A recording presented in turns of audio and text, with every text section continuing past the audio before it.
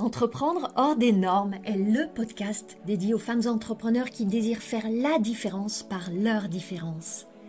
Je suis Anne-Valérie Raucourt. Depuis 2010, j'accompagne les femmes originales et ambitieuses qui veulent se créer une vie riche et libre par la voie de l'entrepreneuriat. Si tu désires casser les codes, créer ta propre recette du succès et développer un business florissant au service de ta vie et de la vie, tu es ici chez toi. Dans le podcast Entreprendre hors des normes, je te dévoile, avec authenticité, profondeur et humour, des stratégies audacieuses, des approches mindset décalées et parfois même une vision perchée pour que ton business soit ton espace d'expansion. Ici, on célèbre ensemble la puissance des femmes qui osent assumer leur singularité, exprimer leur plein potentiel et laisser leur empreinte. Bienvenue à toi qui es peut-être hypersensible ou sensible tout court, sans hyper devant, dans ce nouvel épisode du podcast Entreprendre hors des normes. Un épisode dont tu vas raffoler. Peut-être que tu ressens tout. Tu ressens tout tellement, tout le temps, intensément. T'as pas beaucoup de répit. Même la nuit, ça vient te chatouiller, te réveiller et morpher, et pas vraiment ton allié. Chaque décision, chaque interaction, chaque peut-être même retour d'un client, ça t'impacte profondément dans ton cœur, dans tes tripes.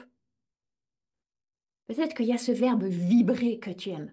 Tu vibres pour ton business, pour ton activité, pour ton œuvre. Et en même temps, il y a toutes ces incertitudes, ces doutes, ces questionnements. Tu es sans doute de celles qui donnent généreusement, le cœur ouvert. Parfois trop, parfois jusqu'à t'épuiser, puis regretter, puis culpabiliser. Et recommencer quand même. Et oui, cette hypersensibilité, elle se glisse dans chacun des interstices de ta vie d'entrepreneur. Il y a tellement de beauté dedans. Et aussi, elle peut te plomber. Elle peut te porter vers les plus hauts sommets de tes ambitions, parce que des ambitions, tu en as. Mais elle peut aussi être comme ces sacs sur la nacelle d'une montgolfière qui l'empêchent de s'élever. J'ai envie qu'on en parle. Et je connais une femme, une leader, une entrepreneur de cœur, une coach exceptionnelle, une leader qui a beaucoup de succès et qui excelle à parler de l'hypersensibilité. Elle incarne ce qu'elle transmet. Cette femme, c'est Mylène Muller. Et j'ai eu la joie de vivre un moment magnifique, ultra sensible, ultra profond, un moment précieux d'interview avec elle pour cet épisode du podcast. Et c'est mon cadeau pour toi aujourd'hui. Et Mylène, elle parle sans filtre, sans rien retenir. Elle va te parler de sa transition de la fonction publique à créatrice d'un petit blog au début est devenu un énorme blog qui a été son tremplin vers le succès. Comment elle a commencé d'une offre à 9 euros par mois et pour elle c'était déjà énorme à faire évoluer ses prix et à avoir énormément de succès aujourd'hui. Son chemin de transformation autour de l'argent notamment. Et bien sûr, comment elle a transformé son hypersensibilité, comment elle accompagne les femmes à transformer leur hypersensibilité en un avantage immense, un avantage concurrentiel indécent pour son succès, pour leur succès. On parle de beaucoup de choses, de ces oscillations, de l'échec, de l'argent, du succès. Je suis certaine qu'après avoir écouté cet épisode, que tu sois hypersensible ou sensible, je suis sûre que tu as une forme de sensibilité. Tu vas réaliser à quel point tu as là une source de puissance à déployer. Alors je te souhaite une magnifique, une toute sensible écoute de ce merveilleux épisode. Bienvenue dans le podcast Entreprendre hors des normes. Je suis très heureuse de vous retrouver pour ce nouvel épisode, chères auditrices, et très heureuse en particulier aujourd'hui d'accueillir Mylène Muller. C'est une très jolie rencontre, une toute récente rencontre, même si on évoquait l'une et l'autre qu'on se suit depuis un bon nombre d'années, en se disant, ah, je sens une résonance avec cette femme, et la résonance est magnifique, et je sais que cela va donner un splendide épisode. Alors, je vais tenter l'exercice de présenter Mylène. Mylène, tu es conférencière, coach, créatrice du fameux défi des filles zen, que beaucoup parmi les auditrices connaissent certainement. Tu es entrepreneur depuis 10 ans, on faisait le calcul ensemble juste avant, et tu as un Blogstar, une magnifique communauté, notamment sur YouTube, très très belle communauté. Je vous engage à aller découvrir la chaîne YouTube de Mylène. Alors là, je parle de la femme publique qui a une magnifique aura, un superbe charisme. Et il y a la femme. Et c'est cette femme avec laquelle j'ai intuitivement connecté très tôt. Une femme en chemin, une exploratrice, une femme, vous allez découvrir, intuitive, sensible. Et j'ai découvert, je suis allée voir évidemment ton site web. Tu y partages 4 maîtres mots. Et là, je me suis dit, waouh, mais quelle résonance! Je vais les partager ici. Tu parles d'explorer, d'écrire, de partager et d'inspirer. Ils sont si proches des miens, ces mots-là. Donc on a vraiment beaucoup de points en commun et tu écris merveilleusement bien. Tu parles aussi avec une sensibilité vraiment magnifique. Parfois les mots juste me manquent. Et tu accompagnes les femmes à vivre la vie de leurs rêves. J'espère bien ici résumer ta mission. Elle est tellement vaste, elle est tellement puissante, elle est tellement profonde et on va aller explorer ça ensemble. Alors, bonjour, Mylène, bienvenue. Bonjour Anne-Valérie et bonjour à toutes qui écoutez cet épisode. Merci beaucoup pour l'invitation. D'abord, je suis vraiment très très heureuse d'être là et d'avoir cet échange. Alors, Mylène, je t'ai présentée avec mes mots. Quand je me suis dit, mais comment j'ai présenté l'ampleur de la mission de Mylène, je me suis dit, je vais me heurter à quelque chose d'un peu pauvre par rapport à ce qu'elle pourrait dire. Donc, est-ce que tu peux nous commencer par nous partager, voilà, c'est quoi ta mission, ton œuvre, ton art? Hmm. Alors, il y a plein de choses qui me viennent, beaucoup trop pour que ce soit une réponse synthétique. Moi, j'aime souvent dire que j'accompagne les femmes à créer la vie qui leur ressemble. C'est drôle parce que j'ai vu ces mots aussi sur ton site. Tu dis créer le succès qui leur ressemble. Tu vois, moi, je parle de la vie qui leur ressemble et à l'intérieur de ça, j'ai on va dire, plusieurs casquettes à travers le métier, choisir le métier qui nous ressemble. Mon métier a tellement transformé ma vie que je ne pouvais pas ne pas en parler. Il y a de manière plus générale la vie qui nous ressemble avec tout ce travail d'acceptation, de connaissance de soi, d'amour de soi également qui est à faire. Pour moi, ça a été vraiment un chemin, une transformation que j'ai dû mener et puis, j'accompagne aussi les femmes coachs à trouver leur super pouvoir de coach, leur unicité, leur plus-value, leur richesse, leur humanité derrière l'outil pour vraiment créer cet accompagnement sur mesure et trouver leur vérité dans cet accompagnement. Donc voilà, moi vraiment le mot qui me parle beaucoup, tu vois, je parle beaucoup de ressemble parce que moi, ce que j'ai vraiment à cœur de faire, c'est d'aider les femmes à se connaître pour ensuite pouvoir, dans leurs actions, vraiment incarner qui elles sont. J'ai tellement souffert dans ma vie de ce décalage entre qui j'étais, ce que je faisais, la vie que je vivais, que pour moi, et peut-être qu'on va revenir dessus, mais ça a été vraiment des mots révélations. Tu vois, il y a eu un moment très particulier où ces mots-là, ma vie ne me ressemble pas, ça m'a fait pleurer, quoi. C'est vraiment venu comme un déclic et j'ai su que moi, c'était là que je devais aller, vraiment dans cette notion toi, de vérité, d'alignement, de cohérence. Alors, tu parles de déclic et on sait combien les déclics euh, sont ces moments de bascule où on a une trajectoire de vie et puis qui parfois s'infléchit d'un micro-degré, puis il y a ces déclics, pouf, il y a un infléchissement de trajectoire radical. Et il y a eu pour toi ce moment de déclic où tu étais salarié et tu as décidé de devenir entrepreneur. Est-ce que tu peux nous emmener dans ce moment-là, qui est un moment si sensible pour tellement de femmes. Et il y a celles qui sont avant, celles qui sont dedans, là, celles qui sont après, qui se demandent. Donc, est-ce que tu peux nous faire voyager dans ce déclic que tu as vécu? Et c'était il y a une dizaine d'années, on est d'accord, hein. Donc, on C'était il y a remonte 10 ans. on est dans la machine à remonter le temps avec toi. Voilà. Tu vois, dans ce moment de déclic, quand tu m'as posé la question, la première image qui m'est venue, c'est de me dire que, en fait, ce déclic-là, il a été en hiver, tu vois, pendant des années, très longtemps. Il était là, il était déjà en train de germer, mais dans l'invisible. Et il y a vraiment eu ouais, comme un moment printemps, tu vois, de ce déclic. Pour moi, c'est un accident de parcours que j'ai vécu, mais le mot accident est pas joli, en fait, par rapport à ce qu'il y a derrière, parce que aujourd'hui, je le sais, ça a été une opportunité, la plus belle opportunité de ma vie. C'est un problème de santé que j'ai vécu pendant ma deuxième grossesse.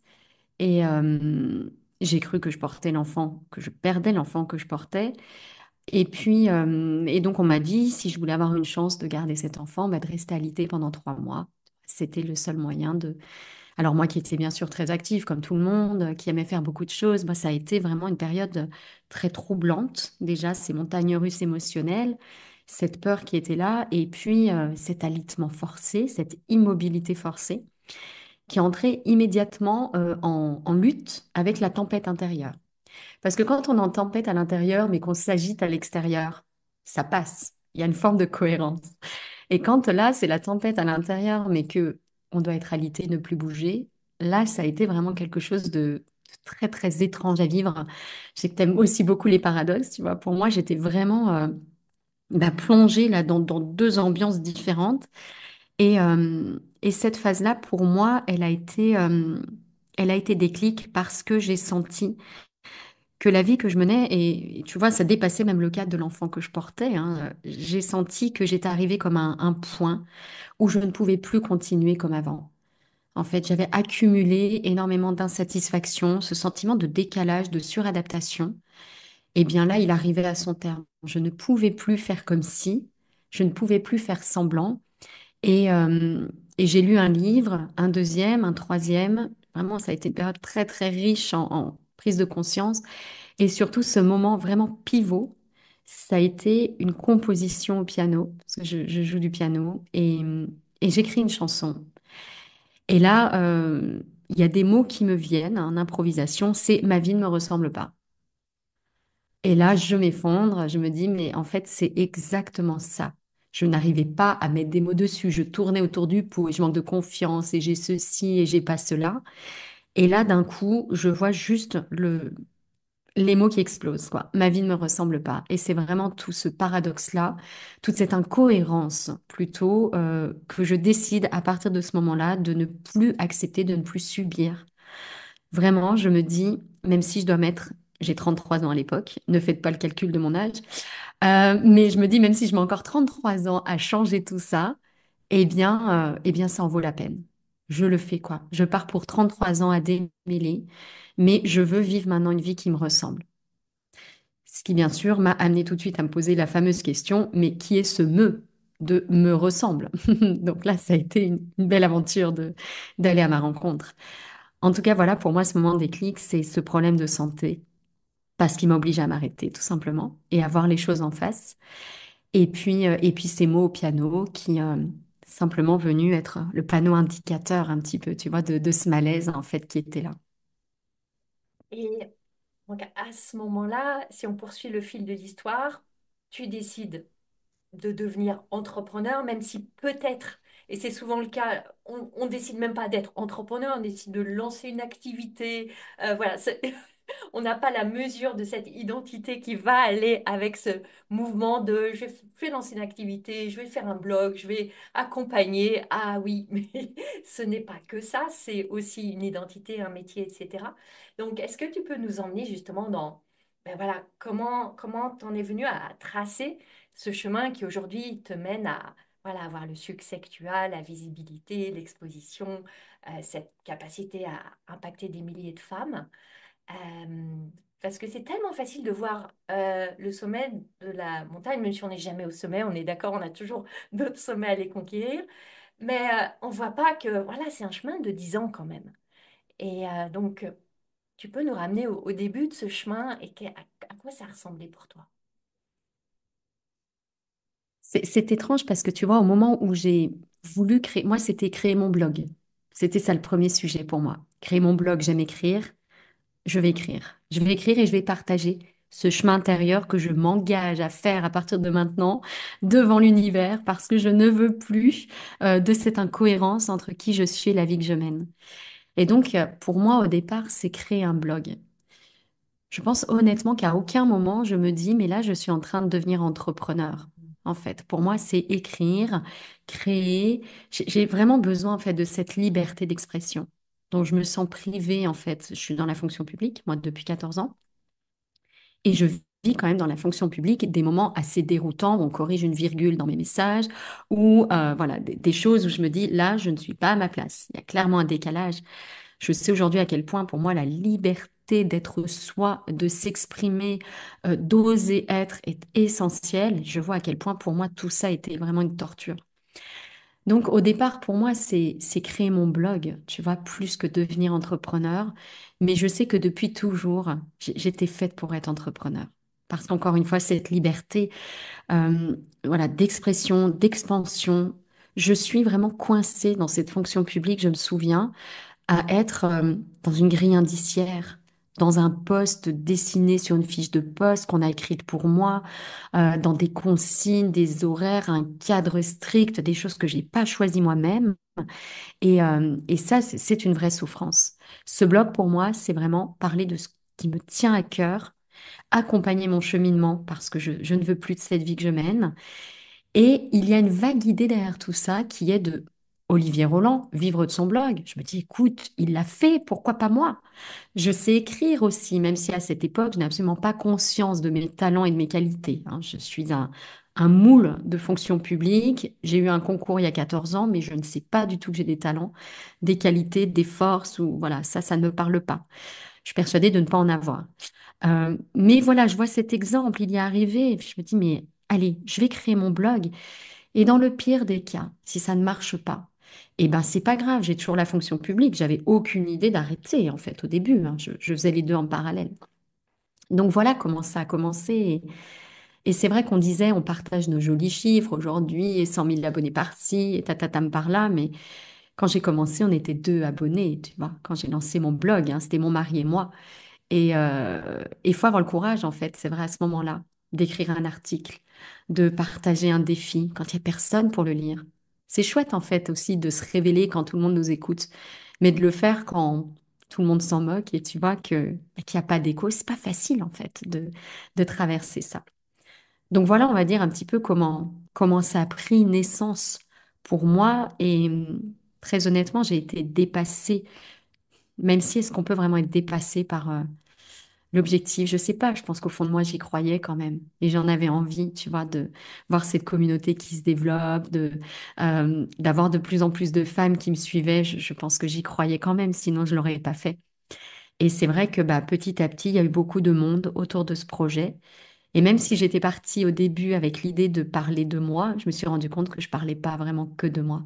Je parlais de toutes ces femmes sensibles, discrètes, réservées, qui s'interdisent des rêves, qui vivent enfermées dans une vie, tu vois, qui leur ressemble pas, qui subissent.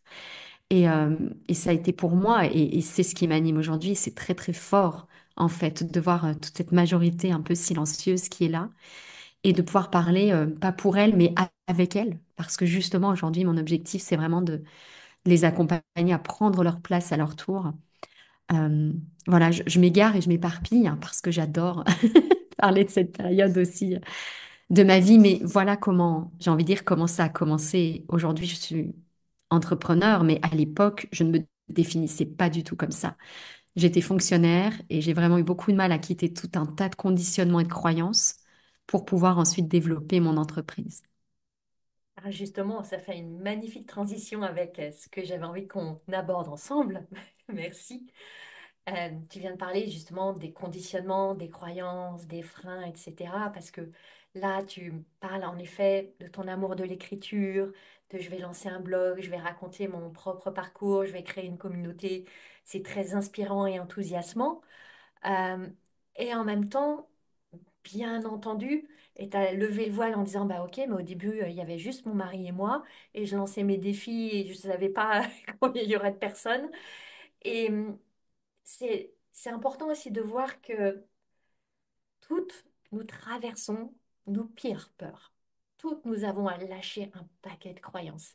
Et avec la sensibilité qui est la tienne et ce formatage, j'ose ce formatage de la fonction publique qui crée quand même un certain format, des habitudes, des schémas, quels ont été pour toi en fait les principaux obstacles à traverser pour passer du blog ensuite à vendre des services et à avoir la croissance que tu as pu connaître? Alors moi, je crois déjà que, tu vois, au-delà même du format de l'entreprise, il y a quelque chose qui a été très, très dur pour moi.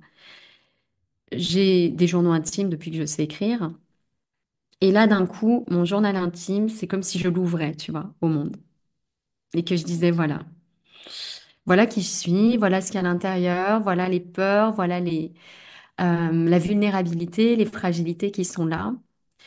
Ça a été très, très dur, notamment parce que autour de moi, j'ai grandi vraiment dans une famille absolument pas ouverte sur cette vie intérieure. Euh, mis beaucoup, beaucoup de temps avant de parler, ne serait-ce que du thème, tu vois, de mon activité, de ce blog, en fait. C'est pas juste une entreprise que j'ai créée où j'ai vendu des cuisines, en fait. C'est je me dévoile, je parle de moi, je parle de méditation, je parle de pleine conscience, je parle de toutes ces choses qui, en repas de famille, sont la risée, tu vois, de mes proches, qu'ils sont un peu moins aujourd'hui, mais qu'ils l'étaient à une époque. Et le jour où ma maman a vu, tu vois, un livre de méditation, elle m'a dit, tu crois pas à ces bêtises, en fait. Moi, je pars de là, tu vois. Donc, en termes de conditionnement et d'obstacles, ça a été très, très lourd à porter. C'est de dire, est-ce que je suis folle de m'intéresser finalement à cette vie intérieure que je ressens avec une intensité puissance 4 millions depuis toujours, ou est-ce que j'ai le droit, en fait, aussi de parler de ces sujets? Est-ce que loin d'être débile ou niais, c'est pas l'essentiel en fait qui est là, toute la bascule en fait incroyable déjà que j'ai dû faire en termes même de thématiques. Alors moi je parlais de finance, de comptabilité, de droit, etc. Et ça tout le monde trouvait ça normal et c'est un vrai sujet, c'est intéressant. Et là d'un coup je me mets à parler de bonheur, de psychologie positive, de méditation, d'émotion et oulala terrain miné, tu vois. Ça, vraiment, ça a été très, très dur pour moi. Et tu vois, rien que de t'en parler, je sens encore comme c'est fort et c'est présent dans mon corps. Ça a été très, très lourd parce que une partie de moi savait que c'était mon chemin et que c'était l'essentiel, mais j'ai dû vraiment affronter ce regard des autres qui, au début, m'a fait très, très mal. Ce jugement de s'intéresser à ce type de sujet, d'être un peu gourou, d'être aux limites de la secte quand on parle de bonheur et qu'on emploie certains mots, tu vois. Ça a été pour moi vraiment, je parle même pas de l'entreprise ici, mais de, tu vois, ne serait-ce que le thème que j'ai choisi d'aborder. De toute façon, mon entreprise, c'est moi ouvert sur un plateau, livré sur un plateau, donc le lien est très fort. Ça a été vraiment quelque chose, voilà, de très, très lourd, un obstacle très, très, très, très présent. Puis bien sûr, le deuxième qui est là, c'est la vente. La vente, l'argent. Qui suis-je pour demander 1000 euros, demander 1500 euros, demander 2000 euros?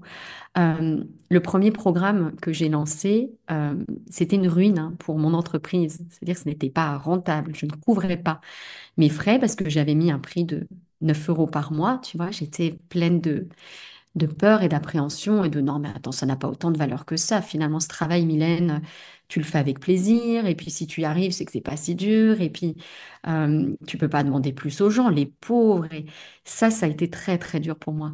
À lâcher aussi, à changer. Quand on est fonctionnaire, un jour, on passe un concours et puis toute notre vie, on a un traitement qui tombe. Jamais on se questionne sur l'argent. Alors, si on râle, je gagne pas assez, tatatam, le pouvoir d'achat, mais on se questionne pas vraiment sur la valeur de tout ça, sur le processus de vendre, demander un tarif en échange d'un service. Ça a été autre chose de très, très dur pour moi à affronter. Les critiques, alors d'autant plus quand on vend encore une fois quelque chose d'immatériel. Je ne vends pas une cuisine. C'est normal de payer pour une cuisine, mais payer pour être heureux, ça, c'est bizarre, ça heurte. Tu vois, il y a quelque chose qui est pas, ouais, qui est pas cohérent là-dedans, en fait, qui dérange un petit peu.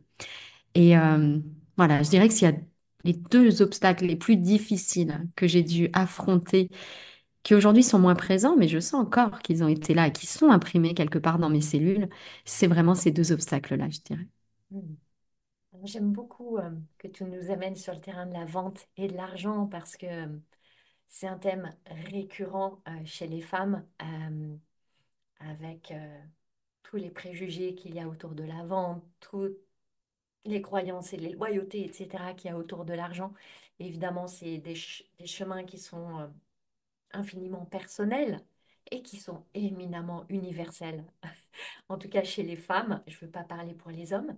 Est-ce que tu peux nous partager, et merci d'évoquer la vente et l'argent parce que il y a aussi beaucoup de tabous autour de ça. Euh, peut-être comment toi tu as fait pour passer de je vais vendre à 9 euros mensuel mon abonnement à petit à petit, et j'imagine, je ne sais pas, mais j'imagine que ça s'est fait par itération et par incrément et pas du jour au lendemain passer de 9 euros à 2 000. Mais comment est-ce que tu as fait évoluer ta relation avec la vente et ta relation avec l'argent? Je dirais que ce qui m'a beaucoup aidé, c'est de m'entourer de personnes euh, un peu moins engagées, peut-être émotionnellement aussi, tu vois, parce que il y a l'argent et puis il y a le fait dans une activité comme la mienne où c'est un peu associé à la valeur de ce que j'apporte, tu vois. Donc c'est un peu aussi la valeur que je reconnais en moi que j'ose demander aux autres. Encore une fois, on ne vend pas un bien matériel qui est vraiment déconnecté de soi. Donc ça, c'est une chose qui m'a beaucoup aidée, c'est en fait, de transformer mes croyances, tout simplement, de travailler sur ces croyances-là. Gagner de l'argent, c'est malhonnête. Être riche, c'est nécessairement rendre pauvre quelqu'un. Tu vois, ce type de croyance qui fait que c'est pas facile de demander 1 500 € si tu as l'impression que tu es en train de voler une personne. Moi, je ne veux pas être une voleuse. Je suis pas une voleuse, en fait. Ce que je veux simplement, c'est que la valeur de ce que j'apporte soit reconnue. Je veux demander un tarif qui me permette de vivre confortablement, tout comme mon équipe.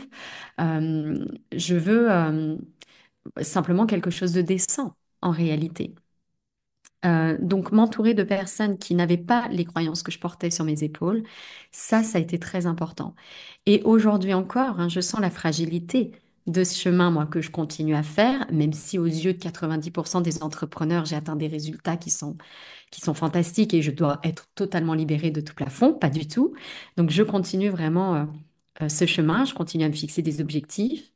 Et je sais à quel point c'est précieux pour moi d'être entourée, tu vois, même dans mon équipe, de personnes qui font également ce travail en elles. Donc, je suis toujours en fait dans cette reprogrammation. Je lis des livres, je m'entoure de personnes, je fais partie de mastermind, par exemple, où, eh bien, je baigne dans une autre énergie, un autre rapport à l'argent.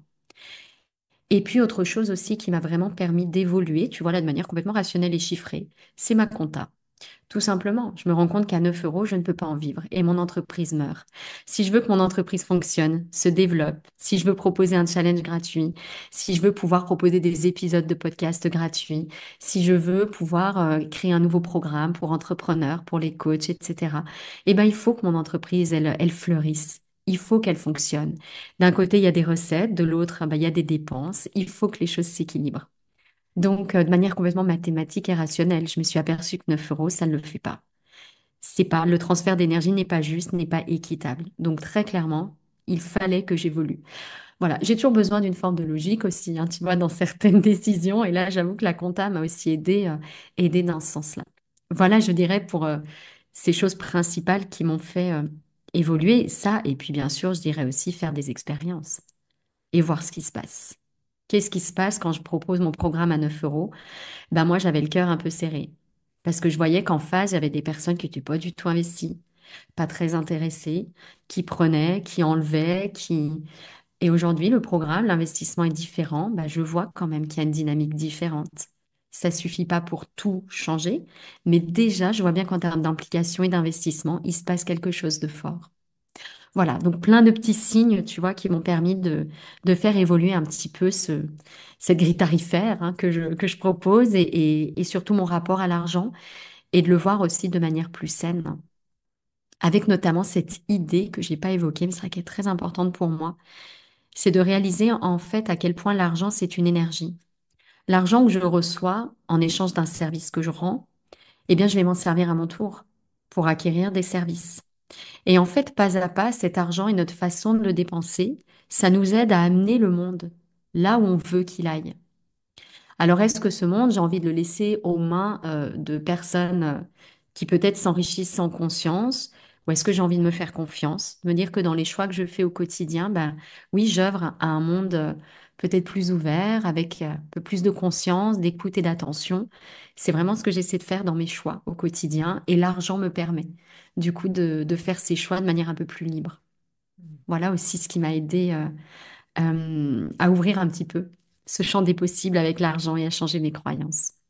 Merci beaucoup pour tous ces partages et ton humilité à dire que tu es toujours en chemin, tu es toujours sur ce chemin. Et c'est beau de le dire et de l'entendre. Donc, merci pour ce cadeau pour toutes les auditrices. En t'écoutant, on ressent évidemment, je ressens et je sais que toutes les auditrices le ressentiront, et tu en parles, cette hypersensibilité qui est de toute beauté. Et pour accompagner beaucoup de femmes entrepreneurs hypersensibles, et quelle que soit la forme que prenne cette hypersensibilité, j'en ai beaucoup, beaucoup dans ma communauté parmi mes clientes, la tendance naturelle, c'est de le voir comme un problème, comme un fardeau, comme un frein, comme un boulet qu'on tire. Parce que, ben, évidemment, on va vivre les oscillations de l'entrepreneuriat en mode Space Mountain. Et évidemment, on va avoir des surexcitations et des downs terribles au fond du gouffre et des abîmes. Tout va être amplifié.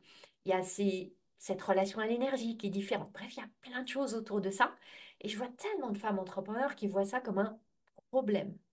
Et je sais combien tu as réussi à en faire, à le percevoir comme un cadeau et en faire un atout au service du développement de ton entreprise et de toi.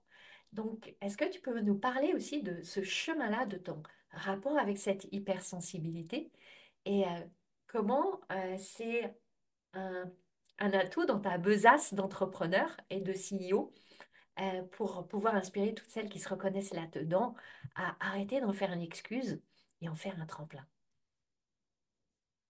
Oui, alors c'est vrai que je n'arrive pas à la cacher, cette hypersensibilité, c'est incroyable. Je n'essaie plus de la cacher, mais vraiment pendant 33 ans, j'ai fait ça dans ma vie, hein. Moi, j'ai compris que j'étais hypersensible, à dire à 34 ans, quelques mois après avoir commencé ce chemin que j'évoquais.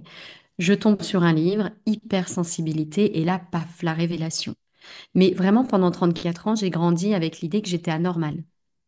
Mais vraiment, hein, c'est-à-dire que là, c'est des mots qui peuvent paraître exagérés, mais moi, je sais parfaitement ce qui se passait dans ma tête dans ces moments-là, hein. C'était, mais Mylène, la nature est peut-être bien faite, mais pas en ce qui te concerne, quoi. C'est vraiment, tu es une erreur. Tu surréagis, tu es trop ci, tu es pas assez ça. Enfin, et vraiment, j'aurais aimé être quelqu'un d'autre, hein. Quand j'étais enfant, si on m'avait laissé le choix, j'aurais choisi la copine qui sourit tout le temps, celle qui ne souffre d'aucun conflit. Enfin, vraiment, je me serais troquée volontiers. Bon, bref, hein, c'était pas le projet. Mais j'ai découvert très très tard cette hypersensibilité, du coup, à peu près 34 ans, donc tu vois, il y a 8-9 ans. Euh, et, et elle a été très très déterminante pour moi, en fait. Déjà, la première chose que j'ai fait, c'est de comprendre que je n'étais pas anormale. Et ça a été énorme de le comprendre. De me dire, attends, 15 à 20% de la population, bon, on n'est plus sur la marginalité, quoi. On est quand même une partie très importante de la population. Donc, je ne suis pas anormale. J'ai juste une caractéristique que je partage quand même avec un bon nombre de personnes. Donc, ça a été la première chose. Et puis, quand j'ai avancé dans mon cheminement, déjà individuel, mais aussi d'entrepreneur, je me suis rendu compte que c'était un vrai cadeau également sur autre chose. C'est quand on est hypersensible, on ne supporte pas le décalage. On le vit tellement avec intensité, le décalage entre ce qui se passe à l'intérieur de nous et ce qu'on vit à l'extérieur ou ce qu'on incarne ou ce qu'on crée, que on atteint très très vite la limite du supportable. Contrairement à d'autres personnes qui toute leur vie peuvent mettre un masque et ça passe. Moi, ça passe pas. Donc, soit je suis malade, soit je suis complètement submergée. Enfin, je ne supporte pas ce décalage. Donc, pour moi, c'est vraiment une boussole incroyable. C'est que, en fait, je ressens très, très vite quand il y a décalage. Et puis, grâce à cette hypersensibilité, cette vie intérieure très intense, on est obligé d'écouter ce qui se passe en soi. Sinon, le corps nous envoie des maladies, un burn-out, une dépression, etc. Et on ne peut pas en fait faire comme si. Donc moi, mon hypersensibilité, je me rends compte à quel point c'est un cadeau. C'est qu'aujourd'hui, elle m'oblige à voir le décalage entre qui je suis, ce que je transmets, l'entreprise que j'ai créée, et elle m'oblige constamment à me réaligner. C'est vraiment pour moi un signal, un indicateur, une boussole, tu vois, qui me dit quand je m'écarte, qui me rappelle là où je dois aller, là où je suis attendue. Et, euh, et donc pour moi, ça c'est très très précieux parce que dans des entreprises comme les nôtres, alors je parle pour les auditrices qui nous écoutent, mais je pense que pour beaucoup, ce sont des femmes entrepreneurs, ou peut-être pour un certain pourcentage solopreneurs, ou tu vois, dans des petites créations d'entreprises, au moins au début, euh, les limites de notre entreprise, ce sont nos limites. Et les forces de l'entreprise, ce sont nos forces. Quand on est hypersensible et qu'on a cette capacité à explorer notre vie intérieure, à l'écouter, à voir tout ce qui s'y passe, mais c'est magique. On a en fait une boussole qui est là à disposition pour faire les bons choix, pour prendre les bonnes décisions et pour réaligner en fait tout simplement les choses quand on s'en éloigne. Donc voilà ce qui a changé pour moi, tu vois, et à quel point je suis passée du fardeau au cadeau. Mm. Alors, il y a autre chose avec l'hypersensibilité que j'aimerais explorer avec toi. Et que tu as vécu pendant ton parcours, c'est que tu nous le disais tout à l'heure, au début c'était un blog avec deux personnes, puis il y en a eu 10, 50, 100, et toute cette expansion. Après, bon, un blog, tu es quand même à écrire, et puis il y a quand même une certaine distance, et puis tu as ouvert des accompagnements, des programmes, etc. Et l'hypersensibilité crée aussi cette éponge émotionnelle par rapport aux autres. Et notre capacité à être en contact, en connexion, à accueillir des personnes dans nos espaces, elle est aussi colorée par cette hypersensibilité. Comme on ressent tellement ce qui se joue chez les autres êtres humains. Donc, je suis très curieuse de savoir, et je suis sûre que ça passionnera nos auditrices. Comment est-ce que tu as réussi à élargir, à grandir ta capacité à tenir des communautés et des espaces comme les tiens avec cette hypersensibilité? Parce que c'est aussi je l'entends, tu vois, un frein pour beaucoup d'entrepreneurs. Ah non, mais moi, comme je capte tout, comme je supporte pas les conflits, la critique, etc., ça leur met un plafond. Et toi, tu as réussi cette ouverture. Tu peux nous en parler? Alors, tu vois, moi, c'est quelque chose que je transmets beaucoup, notamment aux femmes coachs que je forme. C'est vraiment cette idée qu'il n'y a pas une façon d'être entrepreneur, il n'y a pas une façon d'accompagner les autres. Et ce qui a été très, très précieux pour moi, en fait, c'est d'identifier quelles étaient mes forces. Ça m'a permis d'accepter aussi mes besoins, tu vois, d'hypersensible. Parce que on parle pas mal un petit peu ouais, du boulet qu'est l'hypersensibilité, des besoins qu'elle demande, etc. Mais on oublie qu'il y a aussi des forces incroyables qui sont là. Et en fait, de pouvoir, moi, pendant longtemps, j'étais persuadée de n'avoir aucun talent. Tu sais, j'en parlais tout à l'heure. Et donc, de faire ce chemin au début de mon blog sur finalement, est-ce que j'aurais pas quand même quelques talents? Et si jamais, soyons folles, j'en avais, qu'est-ce que ce serait que ces talents? Et ça m'a permis de voir en fait à quel point mon hypersensibilité, elle faisait partie de mes forces et à quel point elle, tu vois, elle avait un impact sur certaines aptitudes en fait que j'ai vraiment. Et donc, en prenant conscience de ces forces, j'ai vraiment été en mesure d'accepter le pendant, tu vois, un petit peu, les besoins qui sont là en plus. Et c'est vrai que j'ai besoin de protection, c'est vrai que j'ai besoin de sécurité, moi, très honnêtement, j'aurais été une coach catastrophique dans le monde, on va dire, d'avant les réseaux. Tu vois, si j'avais dû avoir un cabinet, enchaîner des rendez-vous toute la journée, mais j'aurais pas tenu 2 jours. Voilà, ça, c'est pas mon rythme. Et là, c'est vraiment une chance incroyable qu'on a avec ces nouveaux outils qui sont là du numérique. C'est que ça nous permet d'avoir un rendez-vous, d'être dans le confort de chez nous, de faire une pause quand on en a besoin. En réalité, il n'y a pas une façon d'exercer l'entrepreneuriat ni l'accompagnement. C'est plutôt de trouver sa façon à soi, ce mélange de force, de fragilité, de besoin, de valeur, tu vois, cette richesse, cette unicité que nous sommes, et vraiment de créer ce cadre sur mesure.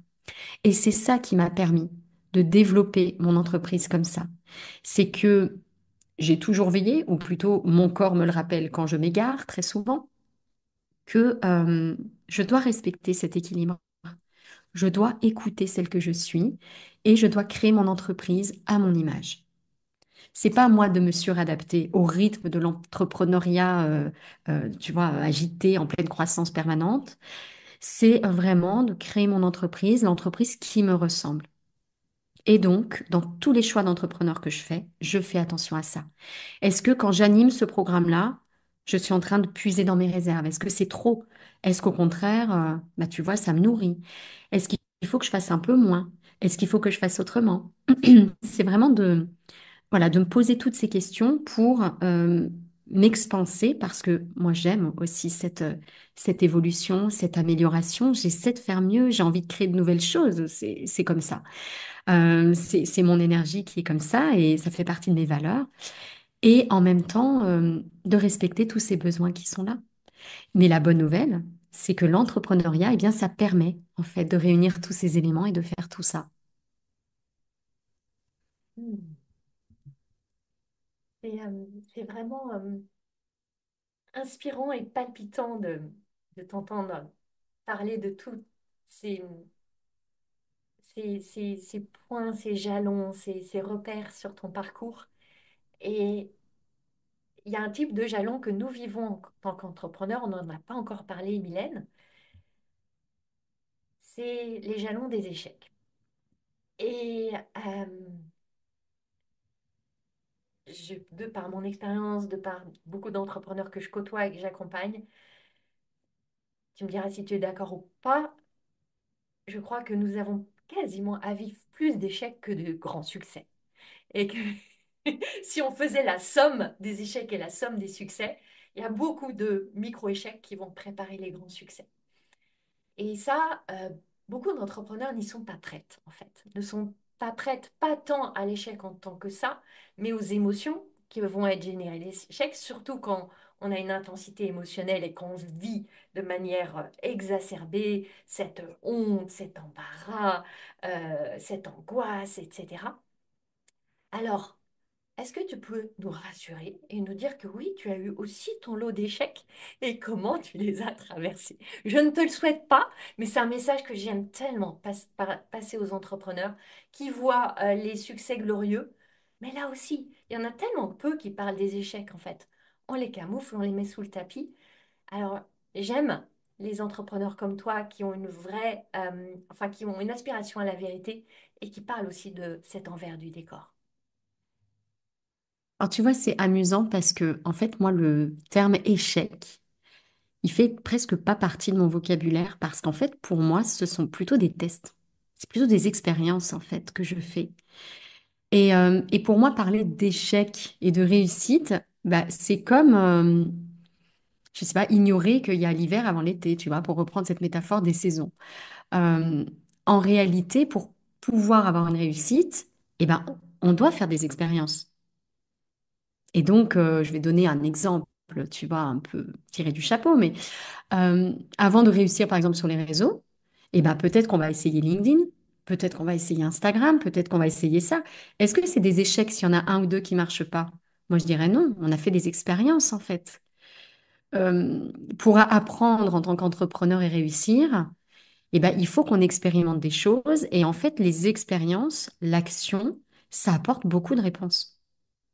C'est pour ça que moi, un de mes mantras pour commencer, et quand je regarde la tête de mon premier site internet, je sais que je l'avais mis en application, c'était mieux vaut fait que parfait.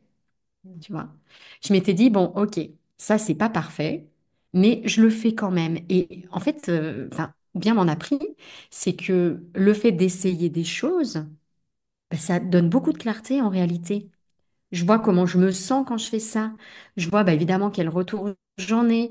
Et puis les retours, comment est-ce que je les ressens? Bon, euh, toujours beaucoup de cette écoute de soi, hein, tu l'as compris dans ce chemin. Mais pour moi, c'est absolument indispensable en fait. Donc si tu veux, pour moi, c'est pas que des mots de dire l'échec, c'est pas une erreur, c'est une étape vers le succès. Pour moi, c'est vraiment comme ça que ça fonctionne en fait, de manière très logique.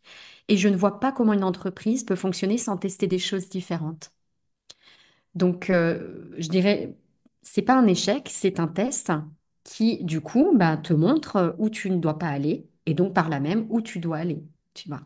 Bon, bah, si ça n'a pas marché, déjà, qu'est-ce que j'en apprends? Tu vois, qu'est-ce qui s'est passé en moi? On a toujours à apprendre, en fait. Qu'est-ce que ça remonte? Est-ce que c'est une blessure? Est-ce que c'est une croyance? Qu'est-ce qui a bloqué, en fait, par ici?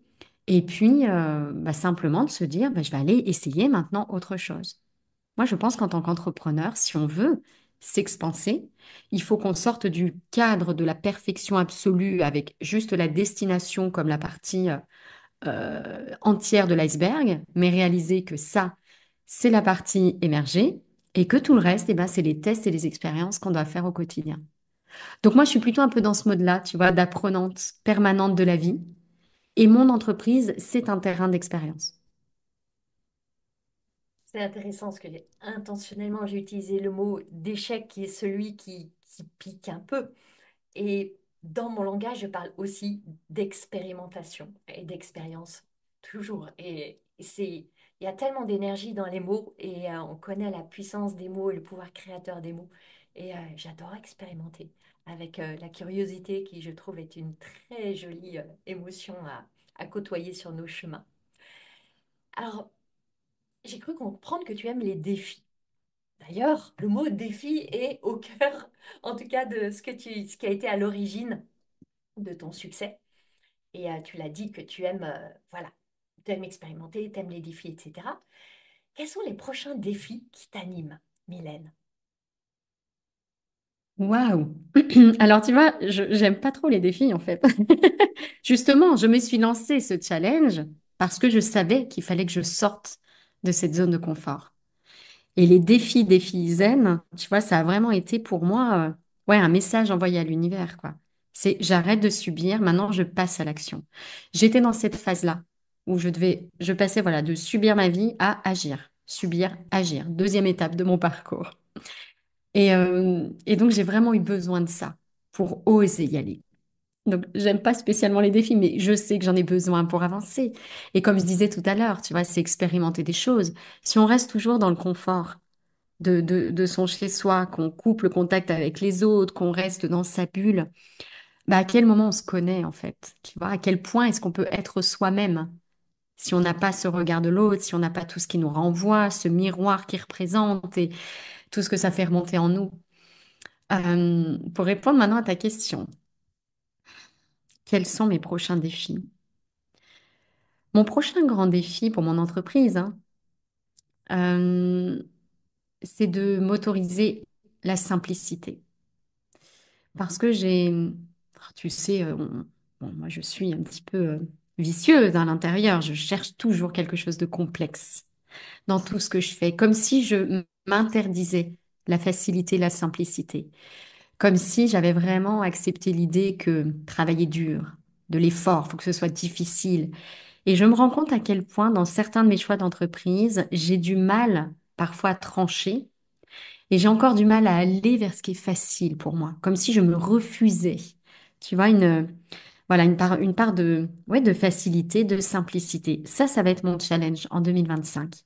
J'ai vécu une année 2024, une belle expérimentation. Hein, ça a été assez catastrophique. On aime quand les tests sont gagnants. Alors là, pour le coup, c'est pas un test gagnant, mais gagnant quand même parce que j'ai appris plein de choses. Et notamment que je dois davantage me faire confiance et m'autoriser à aller dans mes forces, dans mes talents, dans mes aptitudes naturelles. Arrêter d'essayer de me complexifier la vie à suivre les modèles d'autres personnes. Me faire confiance. Tout comme j'enseigne à mes coachs de se faire confiance à elles. Mais tu vois, on est toujours son plus beau cas d'école. Et je sais que ça, c'est quelque chose que je dois vraiment faire là pour cette année qui arrive et puis peut-être les prochaines. M'autoriser la simplicité et donc me faire confiance. Me faire confiance en allant encore plus dans ce qu'on a évoqué, c'est aller chercher ce super pouvoir que j'ai, cette plus-value unique que j'ai, ces besoins uniques aussi que j'ai, et vraiment respecter l'ensemble en créant encore plus cette activité sur mesure. Moi, c'est là que je continue à aller. Créer cette entreprise qui me ressemble, cette activité qui me ressemble, et j'affine en fait au fil de mes expérimentations et de mes tests. Donc, je vais continuer avec ce défi de la simplicité, je crois, en 2025. Je prends une grande respiration parce qu'il y a tellement, mais tellement de résonance, Mylène. Je crois que nous nous tenons la main sur ce même chemin, avec ce même grand défi, avec nos six boulots rigolos qui se délectent de complexité, Euh, voilà, avec tout des tas de questions de mérite autour, etc. Bref, tu l'as magnifiquement expliqué et je buvais tes paroles en me disant, mais c'est juste, on dirait que ma petite voix intérieure est partie chez Mylène, là. C'est magnifique.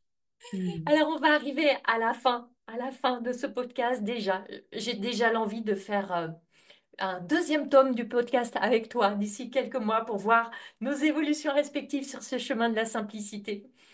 Et est-ce que tu aurais l'élan de partager peut-être un conseil, une inspiration pour ces entrepreneurs qui, justement, aspirent à développer un business qui leur ressemble, qui rassemble toutes les parties d'elles, où elles se sentent bien comme à la maison, qui est ton chemin, qui est mon chemin. Qu'est-ce que tu as envie de leur dire? Bah, très clairement, moi, ce que j'ai envie de leur dire, c'est qu'elles sont justement attendues pour ça. Que pour moi, la clé de la réussite de leur entreprise, c'est vraiment de prendre contact avec qui elles sont, leurs forces, leurs zones d'ombre, leurs expériences de vie, ce qu'elles ont envie d'apporter, transmettre au monde, et vraiment de se faire confiance parce qu'elles sont capables de créer cette activité sur mesure qui leur ressemble pleinement. Elles sont capables, et je dirais même plus, elles sont attendues pour le faire. Merci infiniment, Mylène. On ne voit pas nécessairement, évidemment, mais j'ai la main sur le cœur, parce que j'ai le cœur qui palpite à l'unisson avec toi. Merci, merci pour la beauté et la puissance de ces messages. Je suis sûre que tu auras infiniment touché toutes les auditrices et quelques auditeurs du podcast. Merci beaucoup Anne-Valérie pour tes questions passionnantes parce que une interview n'est belle que si les questions sont bien amenées. Et on oublie souvent de remercier la personne qui pose les questions. Voilà, j'ai trouvé ça très très précieux. Et merci beaucoup à toutes et tous du coup de nous avoir écoutés. Voilà, j'espère vraiment que ça va créer une résonance et puis un mouvement pour vous aider à avancer. Merci à toi, Mylène, et on veillera à mettre tous tes liens dans les notes du podcast, que toutes les personnes qui veulent se connecter à toi puissent le faire en toute simplicité. Ce sera le mot de la fin. Ma mission, c'est d'aider les femmes comme toi à se lâcher la bride pour lâcher les fauves. Si tu aimes ce podcast, tu vas adorer la formation que je t'offre. C'est le condensé de mon approche anticonformiste du business pour t'aider à accueillir tes prochains clients joyeusement. Reçois cette formation gratuitement en cliquant sur le lien dans les notes du podcast. Je jubile déjà en pensant à tout ce que tu vas réaliser.